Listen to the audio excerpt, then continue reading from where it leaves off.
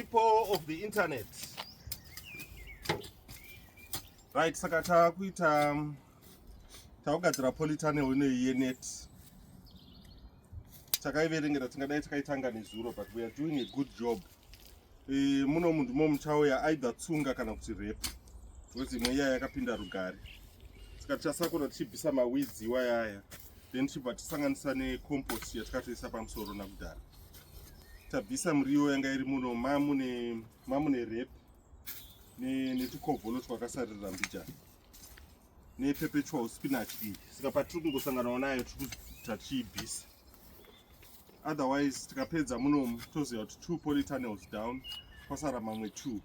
Rimwe esa nematungwa, but we'll get to them. Saka nhasi ino ndo target yedu. Zvakabuda mushe zvatiri kuda, it means hamuzonide kurotabate. But tikaona kuti pari kunida kurotabate, but then next time tinongoisa rotabate tisati tadyara. But so far so good.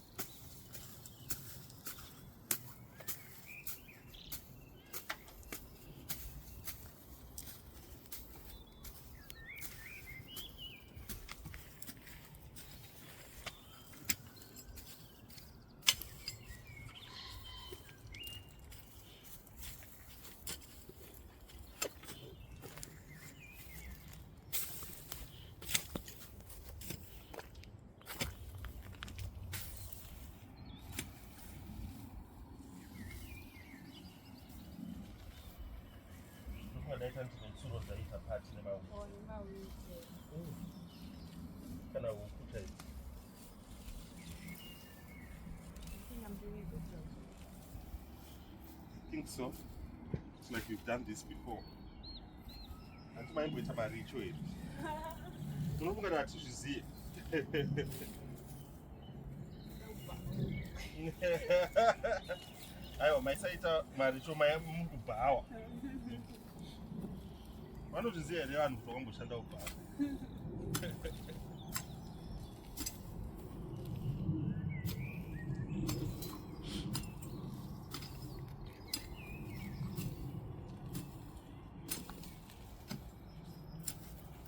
Ndongadai uchitovaudza mafanditizi ekuisa kunhungu. Kuoppers. But no, this one you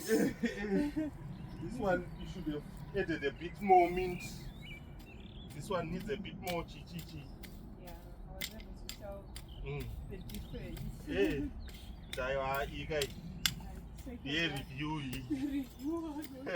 difference.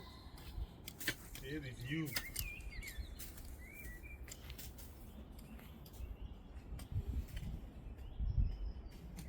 Mabadza ari kuchita let down, nozadaira nebadza chairo chairo.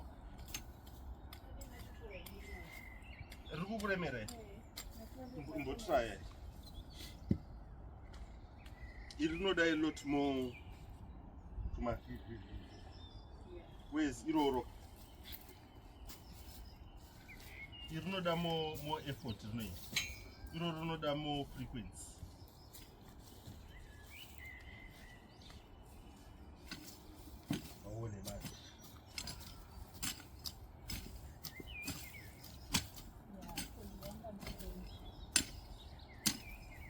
Because unenzara. Dai wabva wadya. Dai wabva wanyatofida.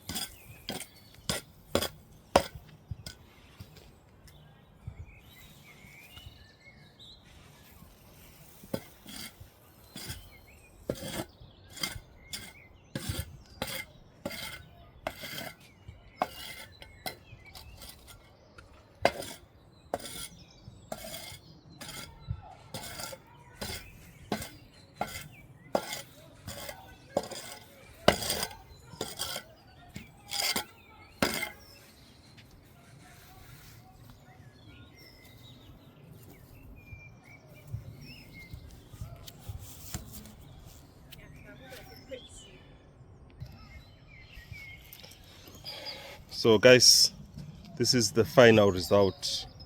Saka pato sakurika, pato rimika. Tabvisa mauswa. Kwasara kuzongodyara. Better than I expected. Saka maninga aya manyowa aya asangana manje nevhu. Kunyatsosangana chaiko chaiko. Ndimurikuona. This is very zvinoita kunge uri kutodyara mucompost, but manyowa akasangana nevhu. From last year. Tikamaisa last year haasi this year.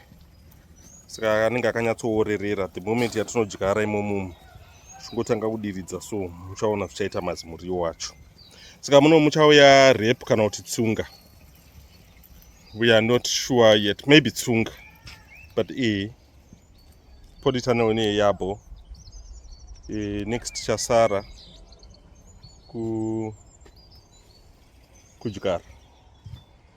Saka tine imwe handiti ino ndo yechi2 kugadzira, isn't completely, but hatisi kuidyara yedu nhasi. Then we've got this one, iyi ndo inenge yasara iyi, ichiri disaster, haisati yatomboitwa anything. Uye ndakangobvisa zvimwe zvimuriwo zviyazvi.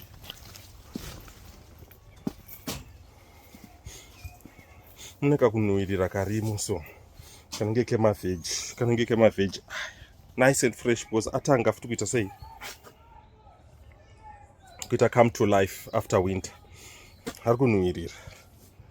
Saka muno mundo next zvakuda kubviswa izvi zvanyangara zvakurisa. Saka tichangomita the same as zvataita kuti tinomusakura, tomuhara, tomulevela. Munomu hamuna manyowa, saka it will be easier kuita munomu than kwataita uko. And muri divided a bit differently, because muri sort of 3 sections, but mune maslab foot. But mukona maziweeds akukura zvimwe zviyazvi, because pasi pane chikafu plus muno mune unyoro. Ndomuya mandaiti munochengeta mvura, kuti makatarisa so munoona humidity inorambidza mvura yacho kuescape, saka inongoramba ichingotenderera. That's why mumapolytunnel tisingazonyanyodiridze stereke, as long as achigara akavharwa. But ukatanga kuvhura mhepo ikatanga kupinda nekubuda nemo, then mvura ino-evaporate nekupisa kwamunenge muchiita. But tinotodawo kuti muitewo heat tinoida nemoisture tinoida. Saka very conducive for growing.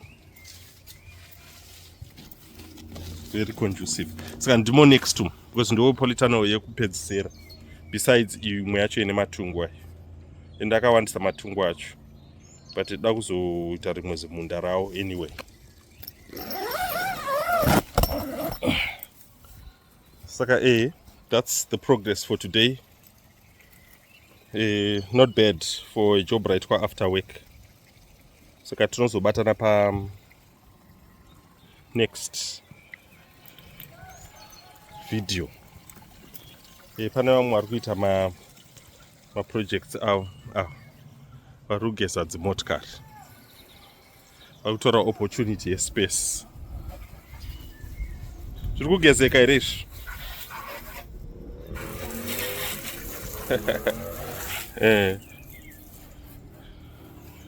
Mota mbiri dziri kugezwa. Saka guys, tokuonai. Thanks for watching. Bye bye.